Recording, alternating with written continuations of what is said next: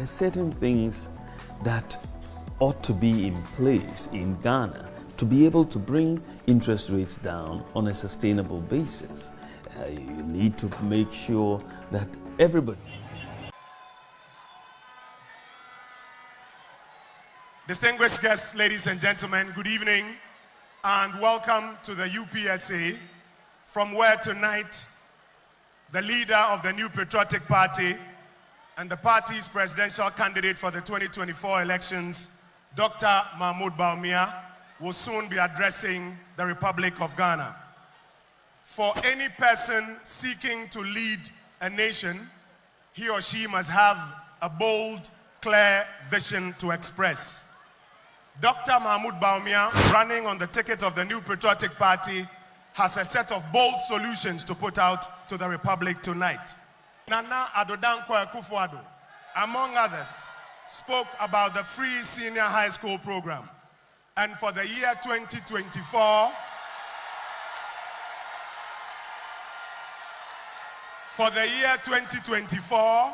we have a new leader. I said we have a new leader. We have a new leader in the person of Dr. Mahmoud Bawumia.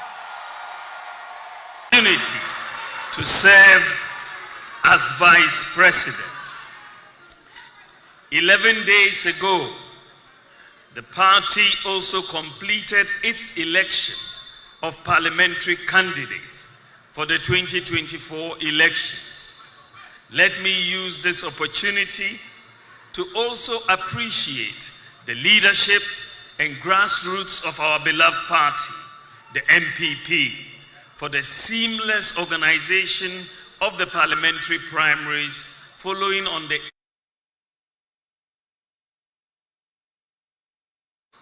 I believe the time has now come for me to speak to you, the good people of Ghana, about my candidature, what we have experienced as a nation, my vision and priorities, and why I believe I am the best candidate for the presidency of this country.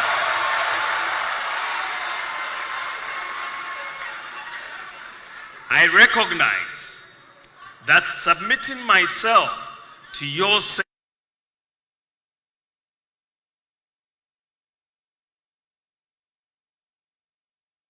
from interviewing for a job, one needs to tell a prospective employer what he has accomplished in his previous job and how he can successfully deliver in the new position he is seeking, which is what I seek to do in this speech. Even though tonight is about sharing my vision and policy priorities with you, I crave your indulgence to broadly set up the context. I will first talk about the record of our government and my contribution as Vice President before I lay out my vision. So I ask for your patience. Ladies and gentlemen, when we assumed office in 2017, we were confronted with an economy with declining economic growth, along with several problems and challenges. A graphic description of the state of the economy at the time was provided by the former president and my main opponent for the 2024 presidential election, who announced to the nation that the meat was finished and the economy was left with bones. Notwithstanding the difficult economy we inherited, we had to get on with it and start to fix the problems.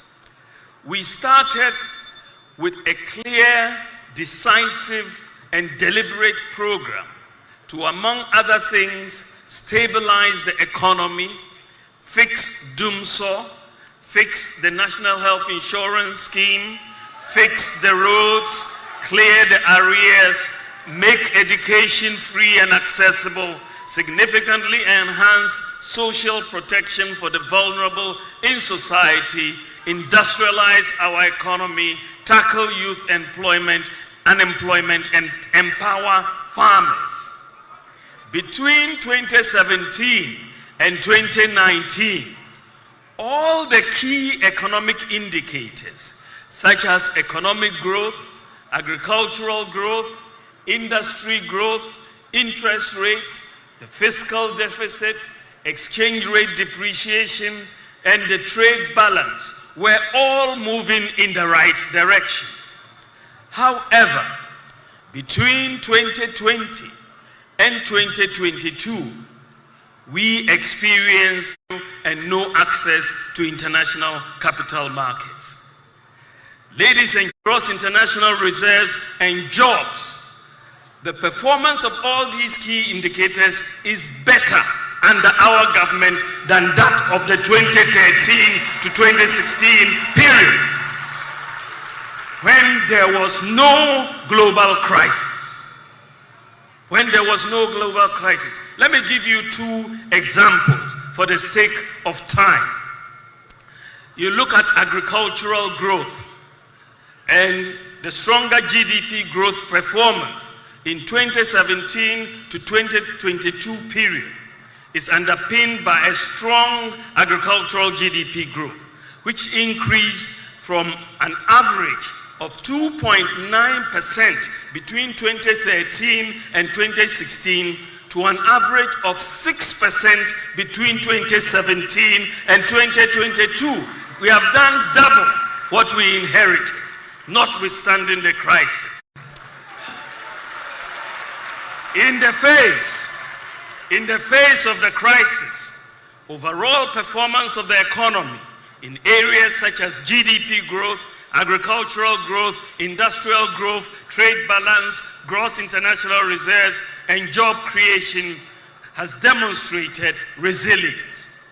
Ladies and gentlemen, available data also shows that notwithstanding the challenging economy we inherited and the global economic crisis that ensued, government has chalked a large number of achievements across the country. Due to the constraints of time, I will only be able to enumerate a few of these achievements. However, government will soon outdoor our performance tracker in the next few weeks, which will detail all of our achievements in every sector and every district in the Republic of Ghana. But I'll name just a few of the achievements. We have undertaken a major roads construction and rehabilitation program across the country, over 11,674 kilometers of roads according to data from the Ministry of Roads and Highways. I am not aware of any government that has done as much in the road sector since 1992. We have initiated and overseen the construction and rehabilitation of more railways than any other government since 1992. Achimota in Sawam, Accra Tema, Kojokrom Takwa, Kojokrom Manso, and Tema Mpakada. We have extended the rural telephony network to more areas than any other government since 1992. We have increased the network from 78 sites to 1,008 sites. We have constructed more fish landing sites than any other government. Exim, Dix Cove, Moree, Mumford, Teshi, Keta, Osu, Ekumfi, and Mfansiman. Ladies and gentlemen, our government has constructed more sports facilities than any other government since 1992. We have completed 6 new multi-purpose sports stadia and 4 ongoing in each of the 10 regions 10 old regions. We completed the University of Ghana Stadium in Legon, built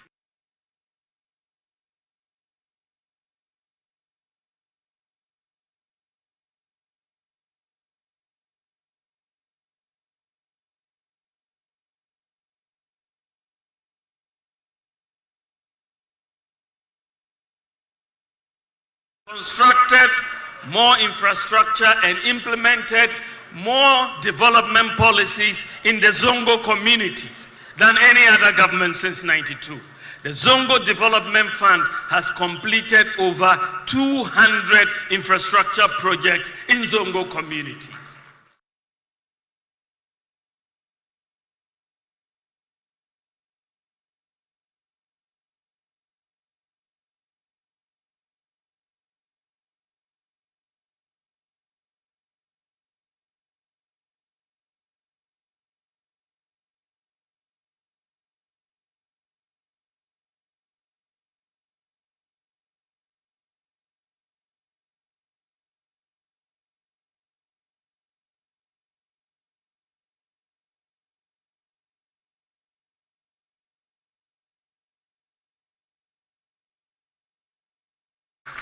We have also extended NHIS coverage to childhood cancers and hydroxyurea medicine for sickle cell patients. Ladies and gentlemen, we provided free electricity to Lifeline consumers and a 50% discount to other consumers for a whole year during COVID-19. It is important, and it is very important that you hear this, that between 2009 and 2016, the average annual increase in the electricity tariffs was 50% a year between 2009 and 2016. Average annual increase was 50% a year. Between 2017 and 2023, on the other hand, the average annual increase has been 11.1%. Provide another layer of security to students, to citizens, to support digitalization. Ladies and gentlemen, what is remarkable about Ghana's digitalization journey is that the various initiatives were implemented using local IT companies and local talent. It was deliberately done that way. So, ladies and gentlemen, if as my prospective employer, you ask me the question, so Dr. Bawumia, you want to be president of Ghana, can you tell us what you did for Ghana in your capacity as vice president? I will say in response that I have, with the support of the president, I've had the honor and the privilege to be given the opportunity to initiate, champion, or oversee many problem-solving policy initiatives.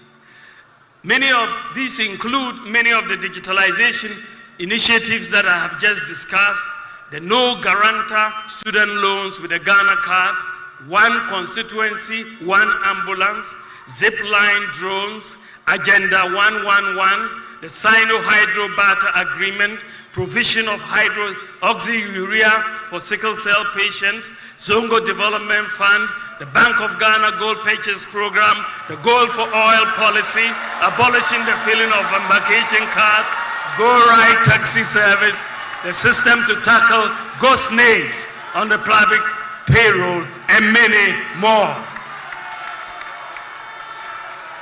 It is important, ladies and gentlemen, to note that many of the transformational policy initiatives that we have introduced since 2017 are being done for the first time since independence. What is interesting is that because many of them have not been done before, many people who think in terms of impossibility argue that they were not possible, but we have made them possible.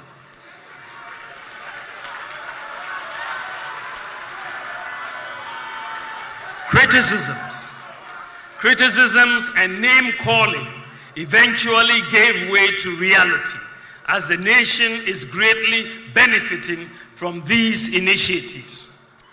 What we have been able to accomplish so far shows that it is possible for Ghana to achieve many things that some believe to be impossible.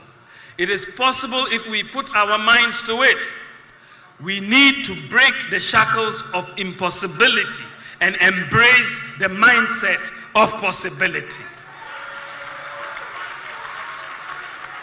Ladies and gentlemen, I now come to my vision.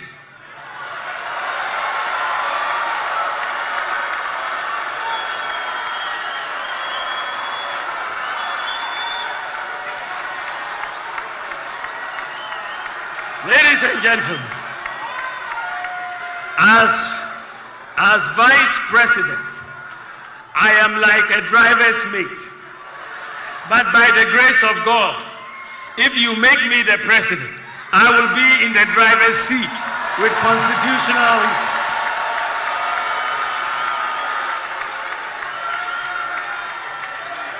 I will be in the driver's seat with constitutionally mandated authority to pursue my vision and my priorities.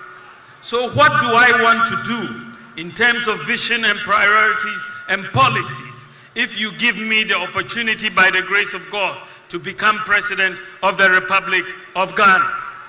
Ladies and gentlemen, in this regard, I have been engaged in a lot of consultation and doing a lot of thinking in the last few months about the lessons of the last 7 years, as well as my vision and priorities as I seek to become President of the Republic of Ghana. Clearly, the initial conditions that we inherited in 2017 are not the same as will be in 2025. Therefore, my priorities will be different. We have done many good things, and I will be seeking to build upon them. My vision, ladies and gentlemen, is to create a tent big enough to accommodate all our people, to tap into the resourcefulness and talents of our people, irrespective of our different ethnic, political, and religious backgrounds, to channel our energies into building the kind of country that assures food, self-sufficient, safe, prosperous, and a dignified future for all Ghanaians.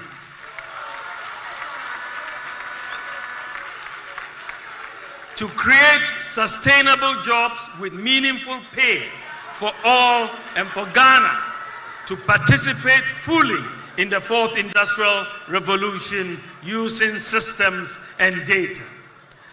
To realize this vision, we must have a mindset of possibilities and not impossibilities. The challenges we must overcome as a country are too important to let our political differences derail us. There is a critical failure of mindset that manifests itself in the absence of core values, patriotism, and principles within our society. We need to invigorate the can-do spirit of the Ghanaian, to believe that we can do better than we have ever imagined if we put our minds to it. For example, our students from Mamfi Girls Senior High School and Prempeh College have won international robotic competitions against their peers in the US, Germany, and South Korea. We must apply the same mindset of beating the world in robotics, singathons, and cookathons to every sphere of economic activity. We must believe that it is possible. This must be inculcated in our children from home and in school. This is why we are going to introduce a growth mindset curriculum in our schools to help students build critical skills such as problem solving, risk taking, opportunity spotting, and design thinking. Ladies and gentlemen, in the area of macroeconomic stability, a major goal of my government would be to attain and sustain macroeconomic stability with low inflation, low interest rates, exchange rate stability, and low budget deficits. In terms of prudently managing our expenditures, to reduce the budget deficit and interest rates, my government will enhance fiscal discipline through an independent Fiscal Responsibility Council enshrined in the Fiscal Responsibility Act 2018, Act 982. The Fiscal Responsibility Act will also be amended to add a fiscal rule that requires that budgeted expenditure in any year does not exceed 105% of the previous year's tax revenue. This will prevent the experience of budgetary expenditures based on optimistic revenue forecasts, which many a time do not materialize. Ladies and gentlemen, furthermore, my government will reduce the fiscal burden on government by leveraging the private sector. Under the two-term administration of my boss, His Excellency Nana Addo Dankwa Akufo-Addo's government, we have put in place many social safety nets like free SHS, free TVET, and so on. With all these social safety nets in place, my government will now focus on jobs and wealth creation by the private sector for all Ghanaians. My administration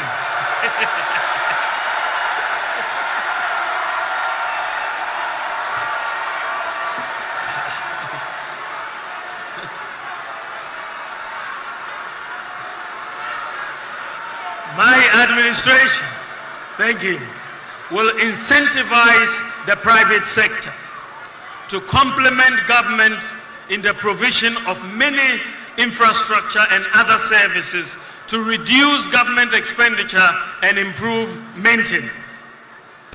The private sector will be encouraged to build roads, schools, hostels, and houses for government to rent or lease to hold. The demand for roads construction is massive, and this has historically placed a huge burden on the budget. I believe that the private sector should finance the construction and maintenance of roads through PPP concession arrangements. Also, the government will move towards leasing rather than purchasing vehicles, printing equipment, and so on. The private sector will have the responsibility for maintaining the vehicles and the equipment. With this approach, government can save very significant outright cash out expenditure annually from various items across different ministries, departments, and agencies. This policy will energize the private sector and create many jobs. Enhancing the role of the private sector, along with fiscal and administrative decentralization, improving our systems and the way our institutions function will lead to greater efficiency, cutting waste and ensuring value for money in procurement. The move towards private sector provision of many public services would create the fiscal space of at least 3% of GDP annually. This represents a major paradigm shift. Additionally, an efficient system of governance will require even fewer ministers. I would have, therefore, no more than 50 ministers and deputy ministers. Ladies and gentlemen, I want to talk about our tax system. To increase government tax revenue, we have to reform and refocus the Ghana Revenue Authority towards broadening the tax base. Unfortunately, the pressure that is placed on GRA staff to collect revenues makes them focus on existing taxpayers. Sometimes they even have to go and sit in people's shops to monitor sales, a process known as invigilation. In fact, many businesses feel harassed by this process and the constant audits of their operations. So this has to stop. We must strike the right balance between collecting revenue and allowing businesses to thrive. Our job is to protect the productive forces. The World Bank has estimated that revenues amounting to 13% of GDP, that is $24 billion in 2023, are not collected because people are outside the tax net. Even collecting half or a quarter of this annual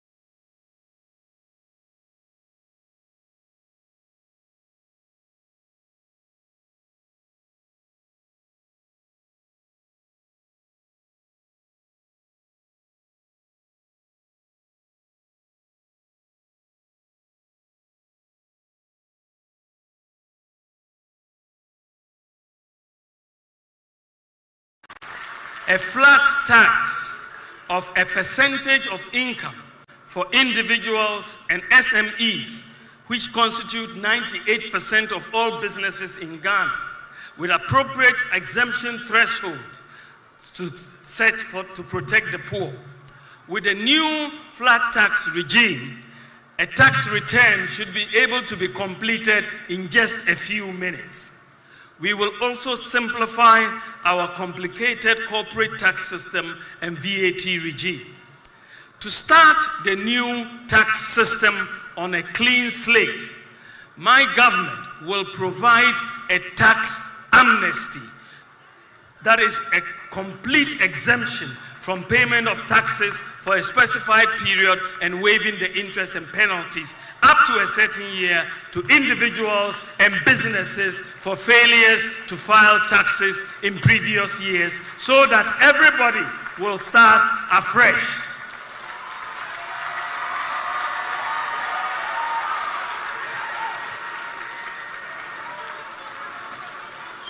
Tax digitalization will be implemented across all aspects of tax administration. Everyone will be required to file a very simple tax return electronically through their mobile phone or computer. There will be no manual or paper filing of taxes under my administration. Assessments by GRA will also be faceless. Faceless assessments will provide transparency and accountability. There will be no need to send GRA officers to go and sit in shops. E-invoicing, as being implemented by the GRA, will be extended to all companies. Estonia, India, and Mexico provide very useful models for Ghana in the area of tax digitalization. Ladies and gentlemen, in addition, any audits by GRA will also be done electronically and facelessly. Furthermore, no entity will be audited more than once in 5 years unless anomalies are detected which the individual or company does not correct after being given the opportunity to do so. We will amend the law such that if there is a dispute about tax assessment, a binding arbitration will take place through a body constituted by institutions such as the Ghana Arbitration Center, Institute of Taxation, AGI, Institute of Chartered Accountants, Private Enterprise Foundation, Ghana Employers Association, and so on, with a mandate to resolve any appeal in a maximum of 3 months. This will not affect companies, however, who by their agreements have such arbitrations taking place in international jurisdictions. Ladies and gentlemen, with cuts in government expenditure, the private sector undertaking expenditure that would normally be done by government, and the new tax regime, the flat tax regime, that will enhance compliance, broaden the tax base, and increase tax revenue. With these policies, the situation we are going to face in 2025 is going to be very different from the situation we faced in 2020 and 2022. With the policy measures implemented so far, we have outperformed the IMF fiscal deficit target of 5% by attaining a fiscal deficit target of 4.2% in 2023. The new policies that I am proposing to implement in 2025 will give us the fiscal space to eliminate some taxes, such as the proposed VAT on electricity, if they are still on the books, the emissions tax, and the betting tax, without compromising our fiscal deficit. Ladies and gentlemen, I want to build a Ghana where we leverage technology, data, and systems for inclusive economic growth. I want us to apply digital technology, STEM, robotics, and artificial intelligence for the transformation of agriculture, healthcare, education, manufacturing, fintech, and public service delivery. As part of this process, it is my goal to eliminate the digital divide by achieving close to 100% internet penetration in Ghana.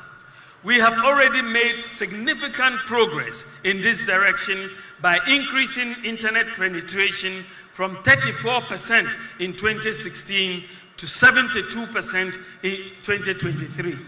So we've more than doubled internet penetration.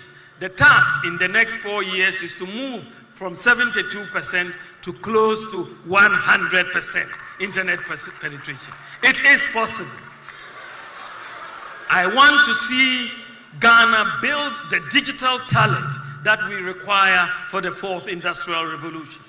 This will mean providing digital and software skills to hundreds of thousands of youth. This, along with other policies, will create jobs for the youth, including school dropouts. In collaboration with the private sector, we will train at least 1 million youth in IT skills, including software developers, to provide job opportunities worldwide. Generally, there will be an enhanced focus on TVET education. My government will also support the establishment of a national open university, Ghana, in collaboration with the private sector, with a focus on technical and vocational skills and ICT. Ladies and gentlemen, to help our youth get jobs, I believe it is time to rethink the concept of the current national service scheme. My government will propose that those who, after completion of their education, can secure jobs will be exempted from national service.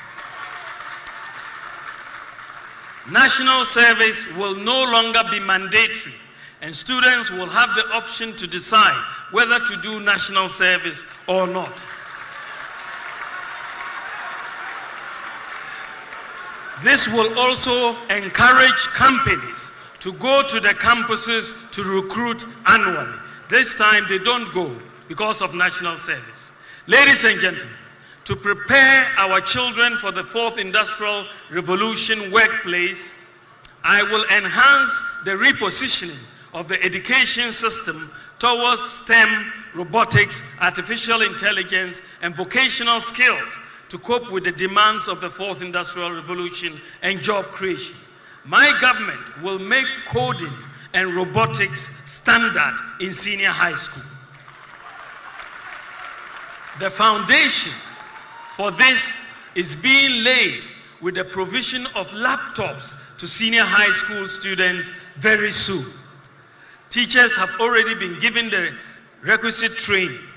Following the senior high school, we will also implement a one student, one laptops policy for tertiary students through the provision of a zero interest loan with a 70% discount on the cost of the laptop payable over 4 years for tertiary students who need laptops.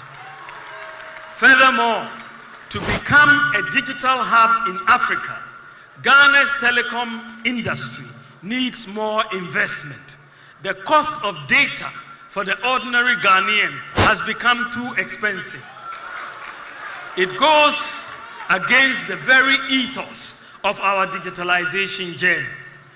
The industry cannot continue to operate at the efficiency and pricing levels of the least efficient operators. The focus has to be on the best efficiency and pricing for the consumer. I commit to working with the industry players in setting clear policy guidelines that will remove any investor uncertainty and difficulties in business planning, including the expeditious allocation of spectrum, driven more by the goal of enhancing digital inclusion and less by revenue consideration. Another area I want to tackle is reducing the cost of living.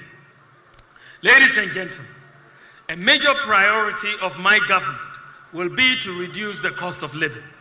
The cost of living in the world has increased massively following the COVID pandemic and the Russia-Ukraine war. Global inflation has increased from 1.55% in 2016 to 8.7% at the end of 2022. That is average. This is a 5-fold increase. In particular, the increase in the cost of living has been driven by increases in food prices, energy prices, housing rents, and transport prices. Therefore, any attempt to reduce the cost of living on a sustainable basis must tackle agriculture, energy, housing, and transport prices. And that is exactly what I am going to do. I want a Ghana where we attain food security through the application of technology and irrigation to commercial large-scale farming. We will also promote the use of agricultural lime to reduce the acidity of our soils. We enhance soil fertility and get more yield from the application of fertilizer. Ghana has an abundance of limestone to do this. I will also prioritize the construction of the Pualugu Dam by using private sector financing to crowd in grant financing. My administration will also work to reduce the cost of public transport between 30 and 40% with the adoption of electric vehicles for public transportation. The public transport pricing formula is dominated by two variables: the price of fuel and the price of spare parts. Electric vehicles do not use petrol or diesel, and the spare parts are minimal. That is what will bring down the fares for electric vehicles. More importantly, transport fares for electric vehicles will be stable, and the constant and large increases of fares that we have been witnesses will become a thing of the past. Under a housing for all policy, I will also have a major focus on the provision of public housing in the same manner that Singapore did. We will partner with the private sector to build large housing estates, as we have started doing, without the government having to borrow or spend. Also, the National Rental Assistance Scheme, which is working so well, will be enhanced to deal with the problem of demands for rent advance of 2 years and more.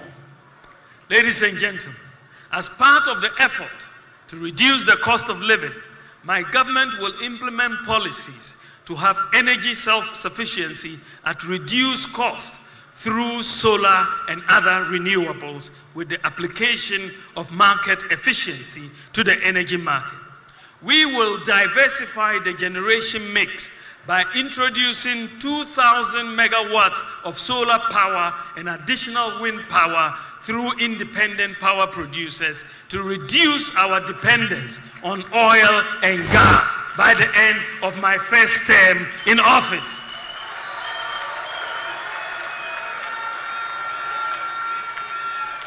Introducing solar power will significantly reduce the cost of electricity.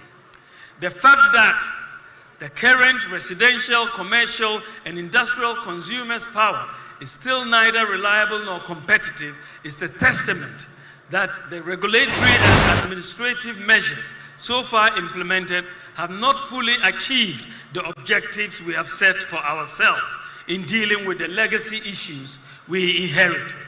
Therefore, like the telecom market, we shall work to bring efficiency of markets and expand competition from the more private sector participation in generation and retail.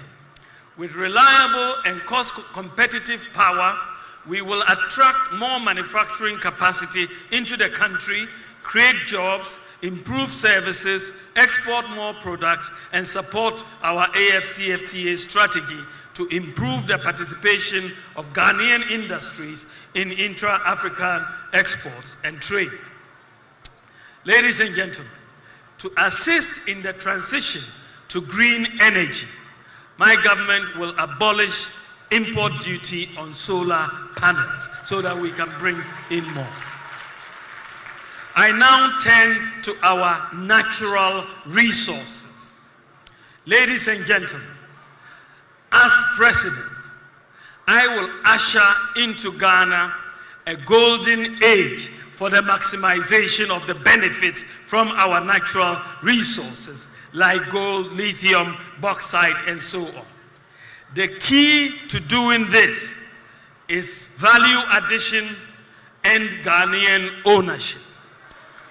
We need a new paradigm in natural resource contracts. Some of the key policies I will implement to maximize our benefits from our natural resources will include the formalization, regularization, and regulation of environmentally sustainable small-scale mining. About 1 million people are engaged in small-scale mining in Ghana.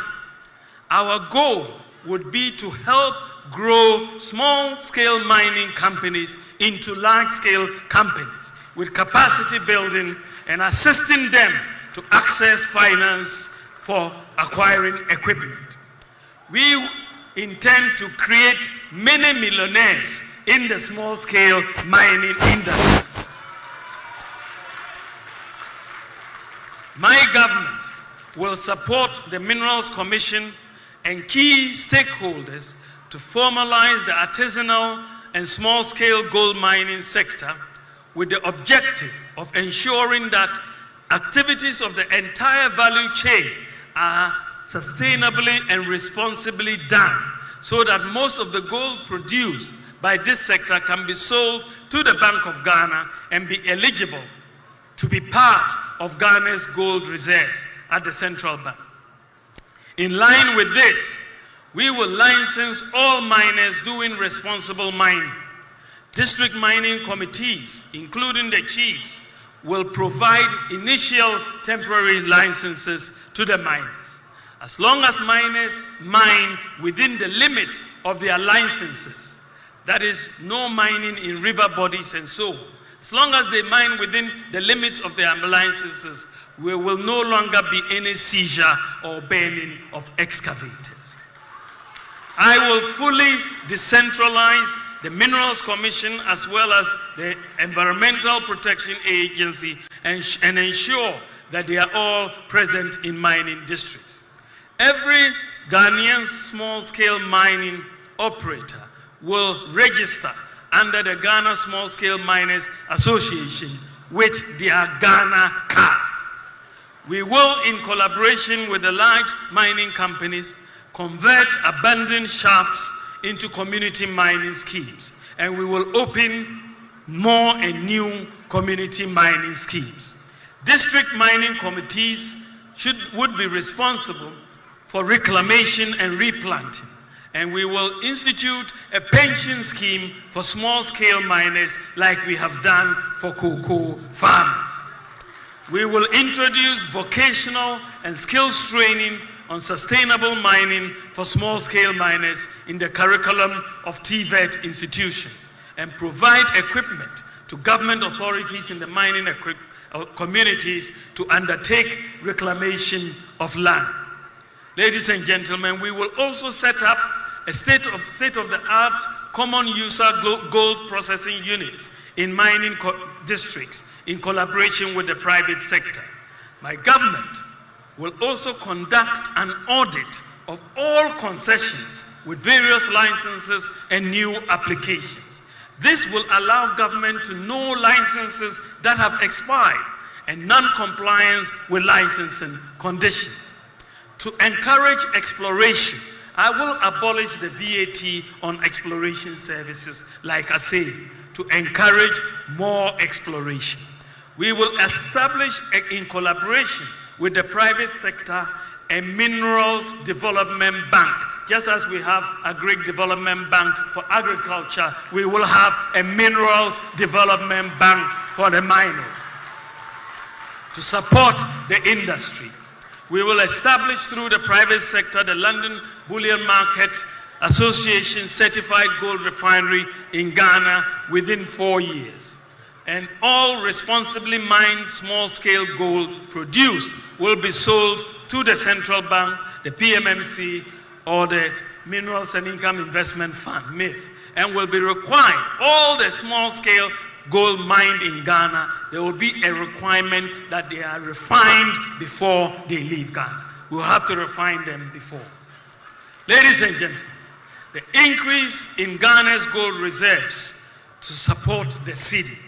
Ladies and gentlemen, a major factor influencing macroeconomic stability is the consistent depreciation of the cedi against foreign currencies. This is usually caused by pressure on our foreign exchange reserves. Appreciably, increasing our reserves of gold at the central bank, combined with prudent fiscal policy, is therefore one of the surest ways to keep the exchange rate stable. Two policies that helped to rescue the economy from catastrophe in the recent crisis were the Bank of Ghana's Gold Purchase Program and the Gold for Oil Program.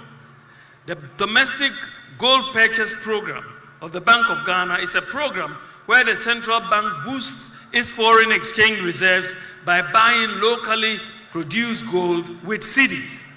Before this program, the total of Ghana's gold reserves since independence was 8.7 tons.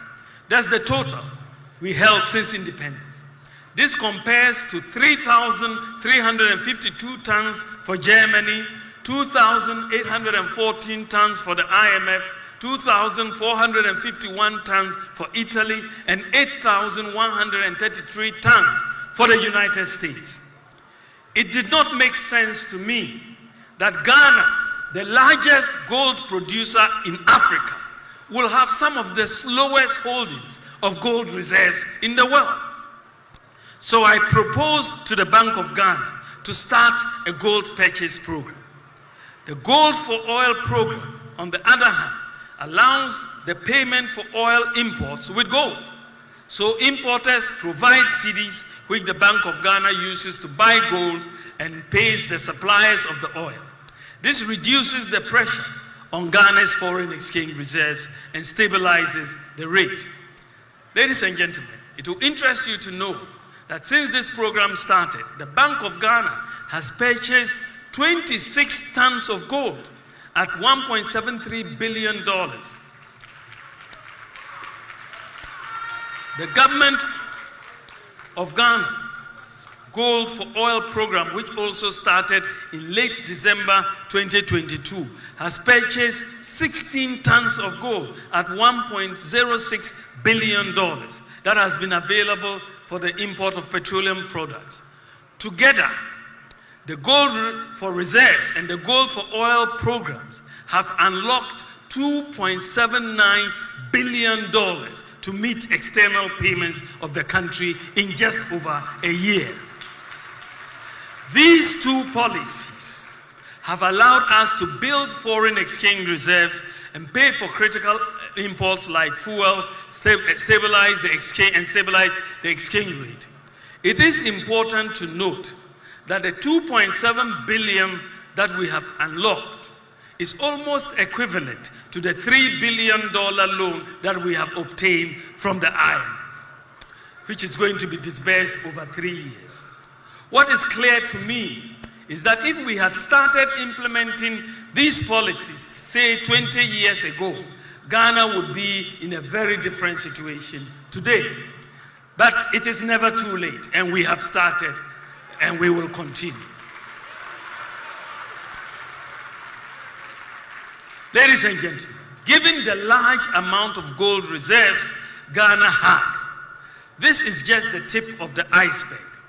Ghana has 7 large gold belts stretching from Axim and Winneba to Nangodi and Laura. According to the Geological Survey Department, the belts cover an area of 43,000 square kilometers, with about 50%, that is 21,000 kilometers, not yet explored. The conservative estimate is that the potential quantum of gold in these unexplored belts is around 5 billion ounces. This has a market value today of 10 trillion US dollars. My government will engage exploration experts from the universities and the geological institutions to assist in exploring our 7 gold belts. However, if even only 5% of the 5 billion ounce estimate materialize, only 5%, it will be a game changer for Ghana. My government will provide the Geological Survey Department and our universities with resources annually to undertake a mapping of areas where we have gold reserves. As a matter of policy, we will legislate that concessions in areas with proven gold reserves that we'll find, 100% of those concessions will be given to Ghanaians and for operations. We can easily raise the capital required and hire the expertise once the gold reserves are proven. Our policy will be to build Ghana's gold reserves appreciably to reach a point where we have sufficient gold reserves to keep our external payments position sustainably strong. This, along with a supportive fiscal discipline, will provide long-term stability for the exchange rate of the city and at the same time reduce our dependence on the Eurobond market for finance. I believe that the maximization of the benefits from our natural resources will help create jobs, improve livelihoods, and also improve the conditions of service of Ghanaian workers. I now come to industry, industrialization. Ladies and gentlemen, I will continue our policy of industrialization in areas such as agro-processing, cocoa, cashew, shea nuts, and so on. Salt, gold, lithium, refining, and manufacture of batteries and automobile assembly and manufacture. And also empower the local business sector, especially startups and SMEs, to drive investment and growth in Ghana, thus significantly boosting job creation. We must also protect local industry from smuggled imports that evade import duties.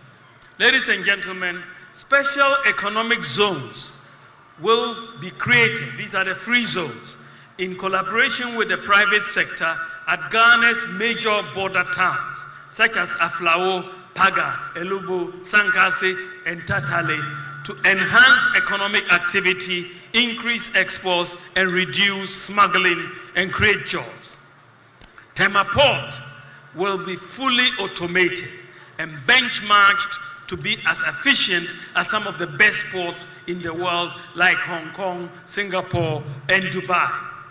Also, there will be a new policy of aligning import duties and charges at the Tema Port to the import duties and charges at the Lomé Port in Togo.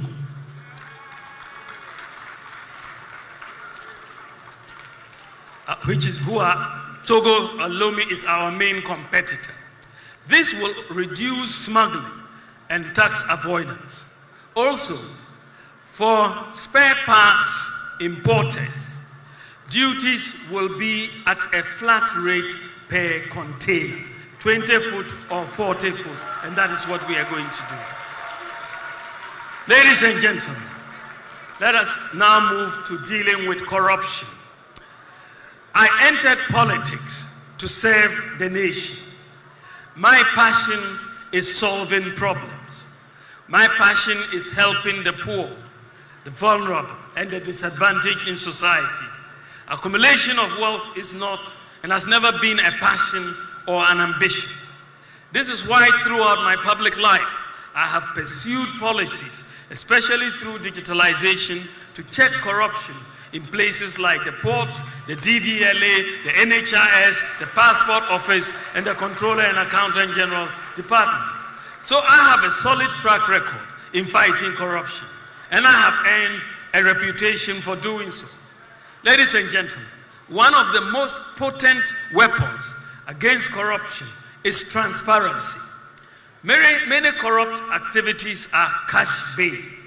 Apart from the obvious economic benefits of moving in the direction of a cashless society, the literature does indicate that the more electronic payments are used in transactions as opposed to cash, the more there is traceability and therefore the less the corruption. I would like to bring Ghana close to a cashless economy in the shortest possible time. So far, the Bank of Ghana has made a lot of progress in this direction by putting in place a lot of the systems and infrastructure required.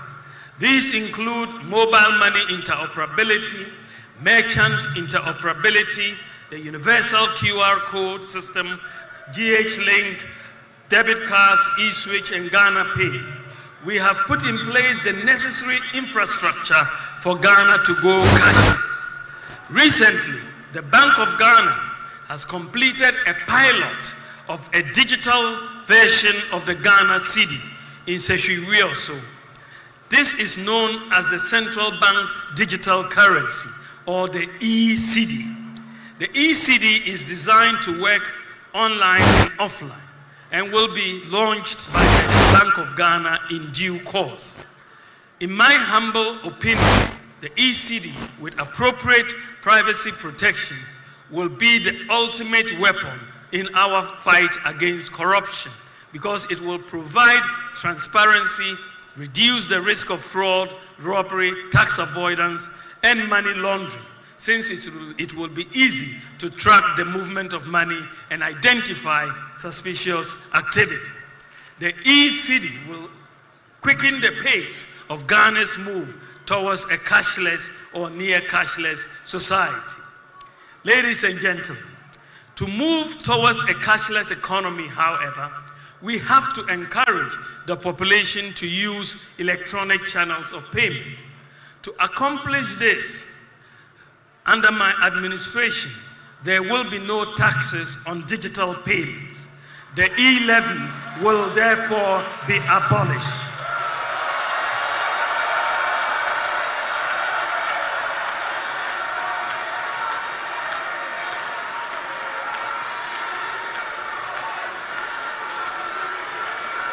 Ladies and gentlemen, ladies and gentlemen,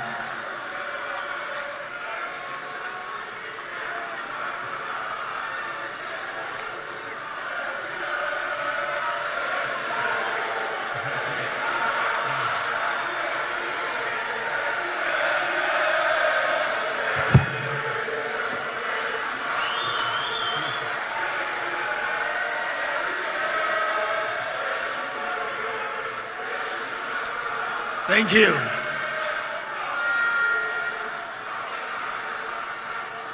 Furthermore, to enhance transparency, I will cause to be published online details of all public contracts for public scrutiny. Ladies and gentlemen, in advanced economies, workers are able to easily access credit to purchase basic items such as televisions, cars, and houses.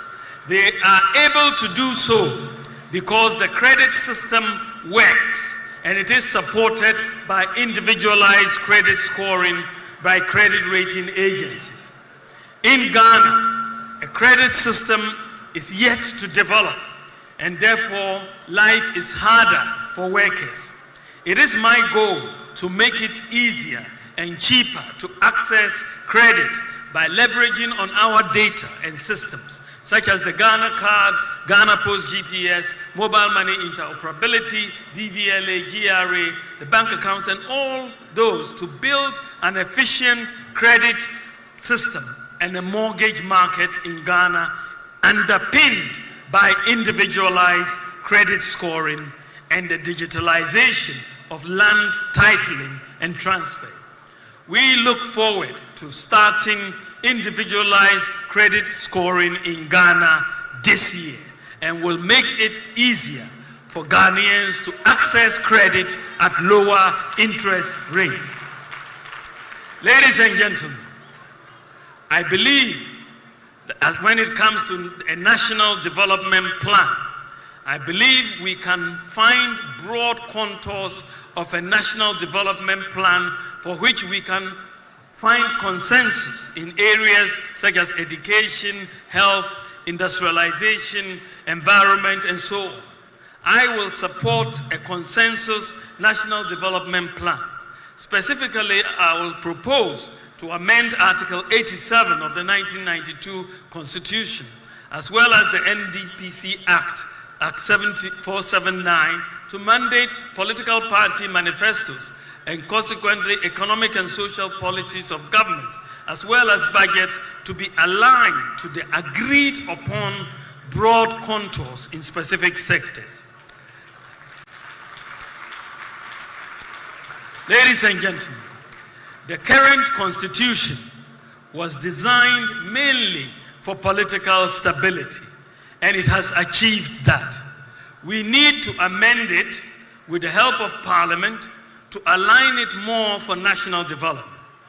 In that context, I am committed to the process to amend the 1992 Constitution through extensive public consultation with key emphasis on issues such as ex gratia, the rights of dual citizens, elections of MMDCs to deepen decentralization, empowering institutions while reducing the power of the president.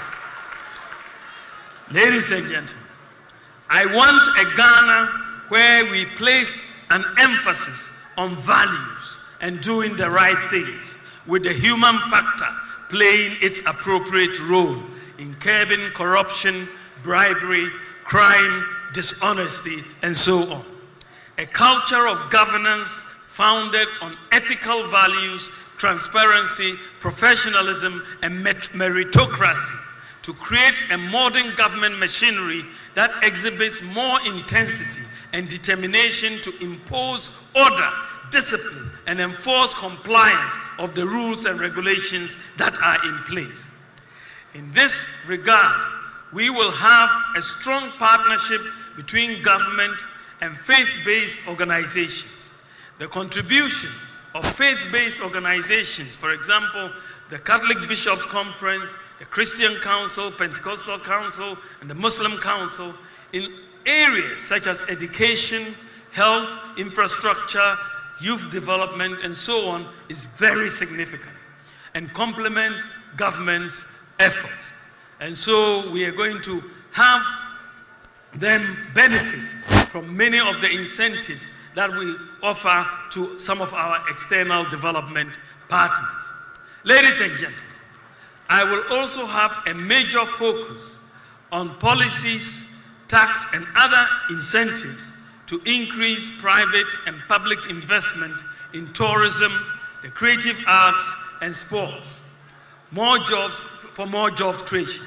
We will build on the year of return, beyond the return, and December in Ghana. We will also introduce initiatives such as digital streaming platforms for our artists and tax incentives to make tourism and creative arts a growth pole. Tax incentives will also be provided for film producers and musicians. To boost tourism and job creation, my government will implement an e-visa policy for all international visitors to Ghana to enable visas to be obtained in minutes, subject to security and criminal checks. Ladies and gentlemen, sports is a multi-million-dollar industry, an enabler for the youth. However, we have not realized our full sports potential, and we cannot maximize the full potential of Ghana sports with the same funding model we have operated since independence. My government will therefore prioritize the creation of incentives for corporate sponsorship as a sustainable module of financing sports development and promotion of our national teams, including football, athletics, boxing at all levels. This will take the financial pressure off government and also enable government to redirect more support to other sports disciplines. The government, as part of a broad sports development mission, will establish the Ghana Sports Secretariat, which will be an agency under the ministry, responsible for sports in collaboration with other sectors, such as the Ghana Education Service and sports federations. My government will also seek school-level collaboration with international sports bodies like the NBA and the NFL to make Ghana a hub for these emerging sports in Africa, to create more opportunities for our young people.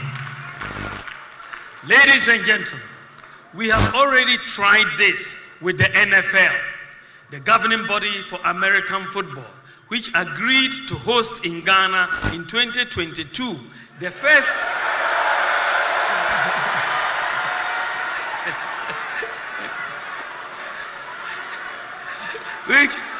which agreed to host in Ghana in 2022 the first ever NFL flag football in Africa after my engagement with them.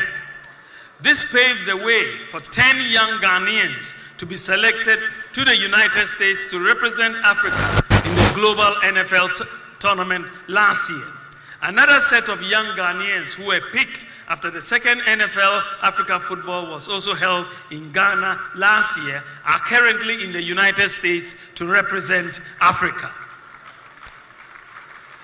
Ladies and gentlemen, I want to build a nation that cares for the interests of the poor and the vulnerable, like persons with disabilities, the aged, street kids, lepers, cerebral palsy patients, and so on, in collaboration with faith-based institutions and the private sector.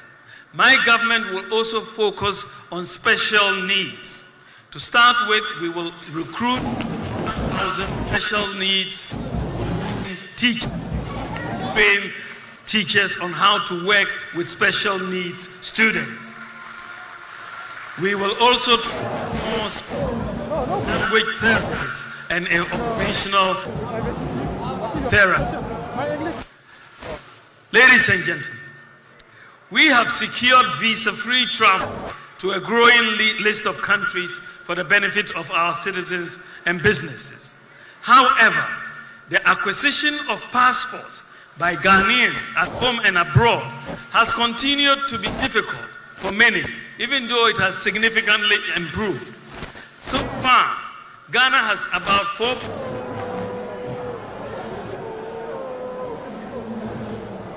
enrolled on the Ghana card, which is also an e-pass.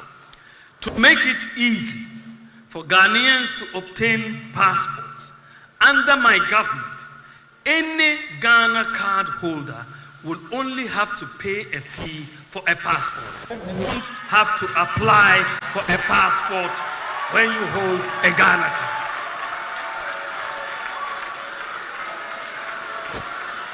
If you are a holder, we were invited to this program, and then I think it's laudable. The idea they are trying to bring on board and then we think powerful. This is because support any candidate who is coming to help us in this country. Thank you, sir.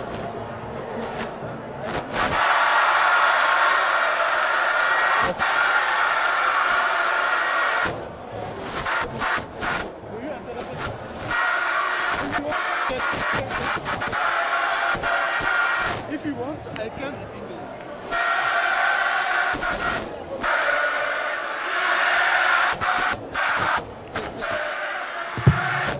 Just your appreciation. so. If you for your passport and pay for it, return it to your home using your digital address.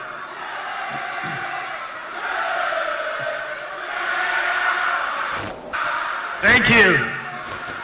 Ladies and gentlemen, a bawumia administration will also prioritize the full implementation of the Affirmative Action Act, as should hopefully have been passed by January 2025. Under my government, free senior high school education will continue, and we will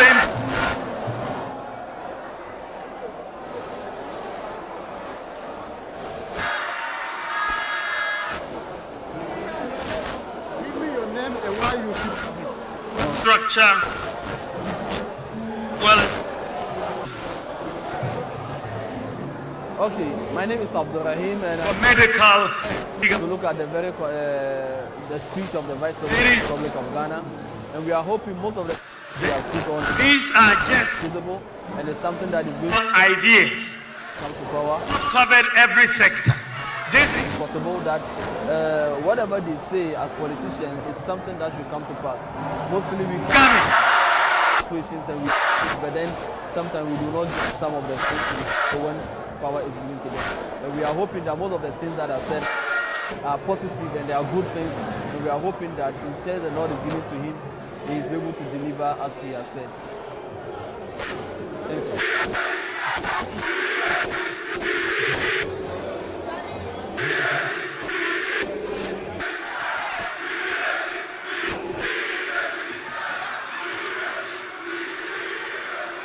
Ladies and gentlemen, so far I have spoken about the economy, the contribution, my priority. In conclusion, the choice God in 20 is between Vice President Bawumia and former President Mahama. It is I was over there. between them. If I have two other persons,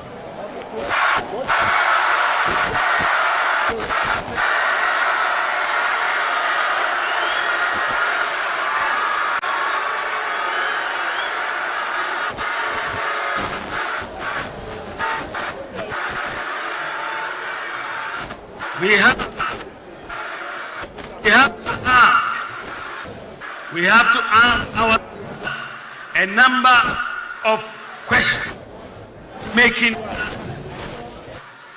If you want someone you can trust to innovative and impactful ideas,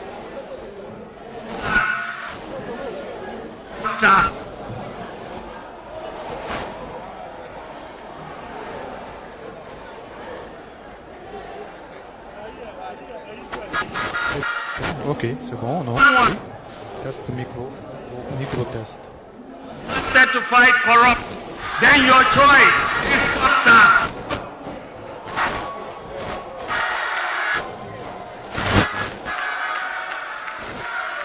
And if you want someone you can trust to work hard and tirelessly and selflessly for Ghana, it is Micro test, micro test, micro. who has a proven record to create jobs for Ok, bon, pas de souci. Le micro marche, non? a man or woman. In this case, we are to care of the poor, disabled, vulnerable. It is Dr. Bawumia. If you are looking for the man who has the vision and commitment to prepare Ghana for the fourth industrial revolution, then it is Dr. Bawumia. If you are looking for the man who is protecting and using our benefit of all, it is Dr. Bawumia. Micro. Who will be more accountable to Ghanaians? A one-term president like my competitor, person who can look to the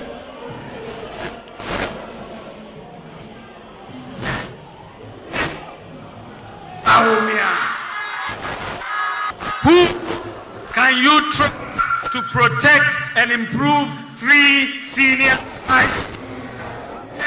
It is Dr. Bawumia. Who do we trust to improve the national health scheme and improve the quality of health care in Ghana? It is Dr. Bawumia, who has demonstrated a commitment to the development of deprived communities. It is Dr. Bawumia. Gentlemen, many people in Ghana since independence.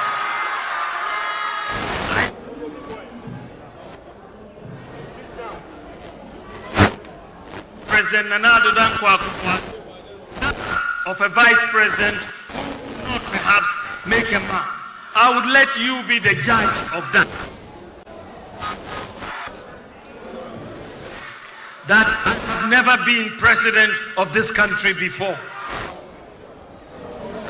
In my for the first time to ask precious vote to serve you in all humility. I would like you to give me the opportunity to become one of the most presidents in Ghana's history.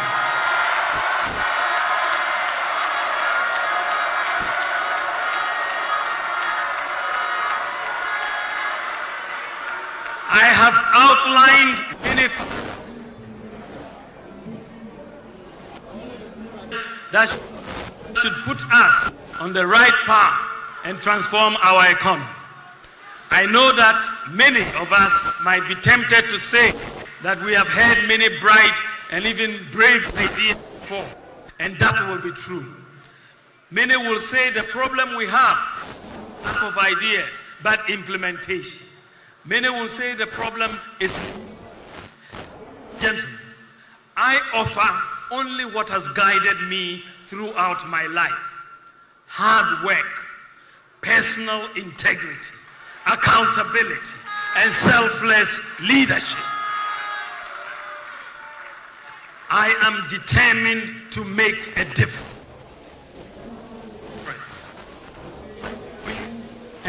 you with honesty and integrity, with wisdom and decisiveness. Pretty in as to what I want to do from day one if you make me president.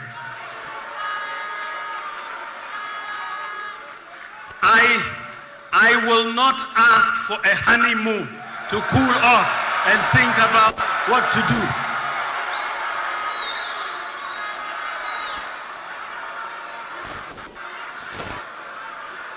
I am prepared and ready to work. Give me the opportunity. You know what I stand for. You know my vision about your mission. I believe in the ingenuity of the Ghanaian. Together, in building a progressive society of possibility, passion, open opportunities, and a shared prosperity.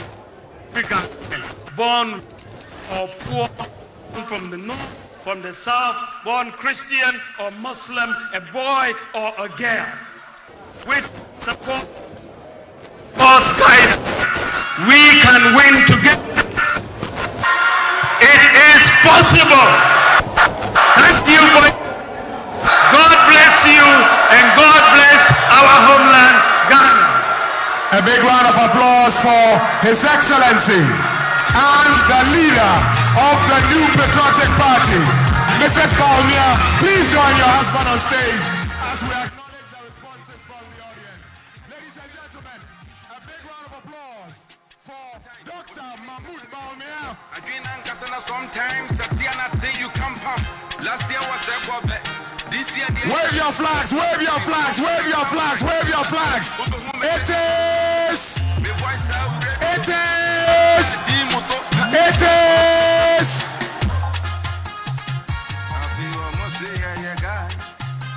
Let's give them a big round of applause, ladies and gentlemen. Address on Ghana's next chapter. Expectations are high for bold solutions and a visionary roadmap for the future. People across the country are looking forward to the speech. Let's get on the street and find out.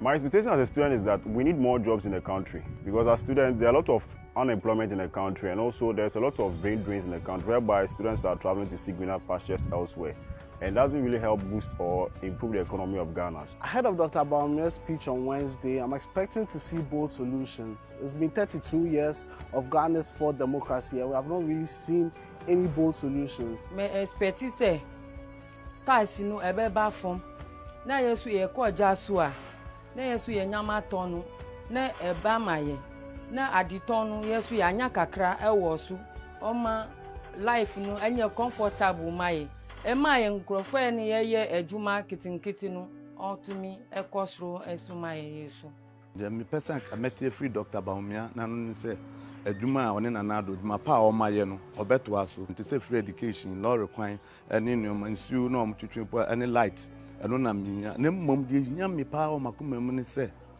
obeka de oba ono nso beye yem pese obeye promise de obetumi ayama yen no omeka se na beye Ghana fo ye nyina so ye ne beje. Dr. Bawumia wanya wa capital free ke promo free ke mezi free koni ke enyeche ni bi price no yawo koni ke wo wa nutumo efinya fi easy yawo koni wo se kola bi we amawu enye fi easy yawo and today la ba na government nyala ngunya nti fila